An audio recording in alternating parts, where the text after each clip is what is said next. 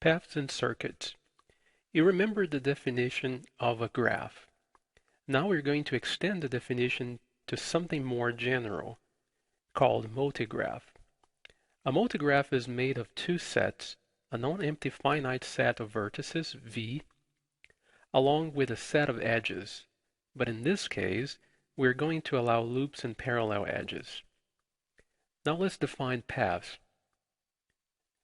A UV path is a sequence of vertices and edges V1, E1, V2, E2, En, Vn plus 1, where the first vertex V1 is U and the last vertex Vn plus 1 is V. And each edge EI joins the vertex Vi and Vi plus 1. We can also define the length of a path. The length of a path is the number of edges in that path. Here's the definition of a UV simple path. A simple path is a path that has no repeated vertices. Consequently, no edges are repeated. Here's the definition of a cycle.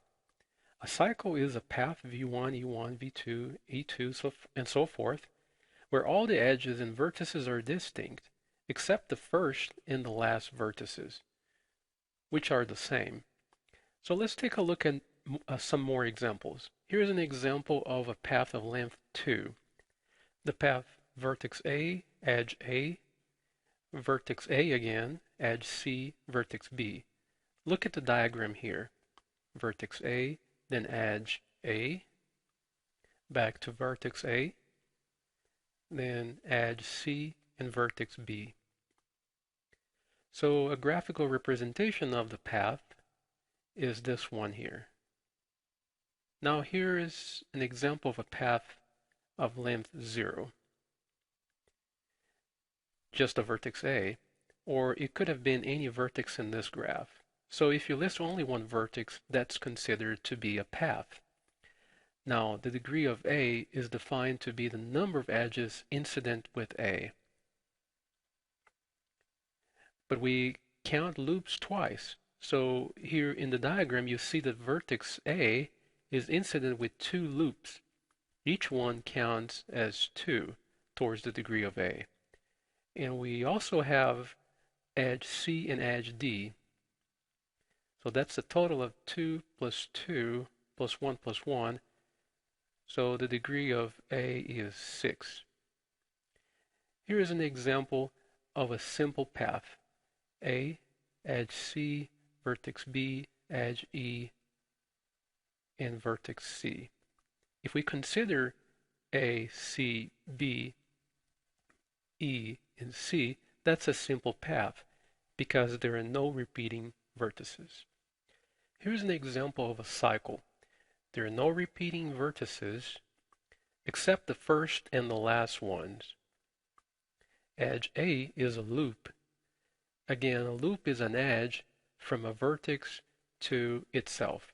Here's an example of a cycle. Vertex A, edge A, vertex A. Here's the graphical representation. And here's an example of a path that is not a cycle. Look at this list of vertices and edges. Notice that there are repeating vertices. Vertex A and vertex A again. In the diagram, here is A, then edge A, then back to vertex A. That's not a cycle because vertex A is repeated. A is not the only first and the last vertices, but it's also in more places within the path. Since A repeats within the path, that path is not a cycle. Here's theorem 4.4. It says that every UV path contains a UV simple path. It says that any path in a graph or multigraph contains a simple path. This is not difficult to prove. Now let's say, for example, we have a path, a UV path. Here is the vertex U. Here is vertex V. This is in the given graph. There are more points or vertices, but we are only listing vertices and edges of the path. Here I write 3 dots or ellipses to indicate that there are more edges and more vertices on this path. The path starts right here with U and it goes this way, and it goes on, and eventually we will arrive at vi minus 1, and then we go here, and eventually we'll come back to vi. And then we'll go this way, and eventually we arrive right here and at v. Suppose this UV path has repeating vertices inside the path, described here as vi equals to vj. By the way, if the path doesn't have repeated vertices, then there is nothing to prove because that path is already a simple path. For a path that does have repeated vertices, then suppose that this vertex is the same as this one. What we can do is to simply eliminate this cycle that you see right here. So we throw away all these edges and vertices, and we keep only vertex vi. Eliminating all the cycles creates a simple path. Now here's the definition of a connected multigraph. A multigraph is connected if there is a path between every pair of vertices. We also define what we call Euler path. Yes, the pronunciation here is a little different. It's pronounced Euler.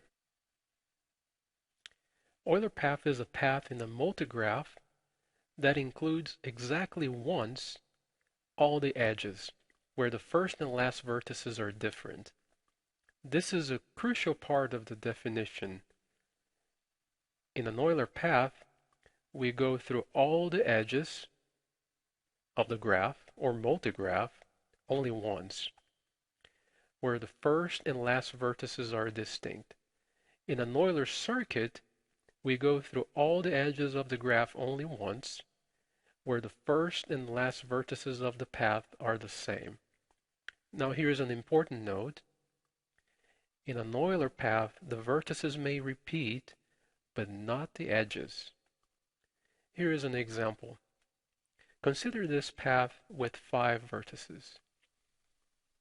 Here's an Euler path.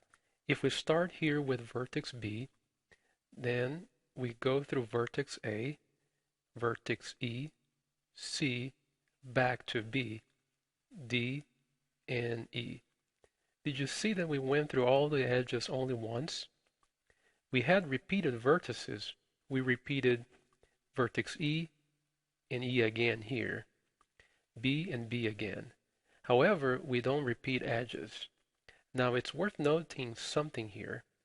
A path is made of vertices and edges. You can see here that we didn't list the edges, but it's understood that the edges are there. For example, it's clear that the edge between B and A is going to be this one here, and the edge between A and E is this one here. Now, is there an Euler circuit? There is none. Let's see why. If we start at A, we can go only this way or that way. Remember that in an Euler circuit, we have to go through all the edges only once and come back to the same initial vertex. So if I go this way, let's say we go through A and B, then from B, we either have to go through C or through D. If we go through D, then we have to go through E. If we go through E, we can go to A, but we are back to A, and we have not visited the other remaining edges. If we go through C, then we go through this edge, but then we come back to B, and we cannot go further because we have already visited this edge here, and we are stuck. If we start at A and go down to E, we'll have the same problem. There is no Euler circuit.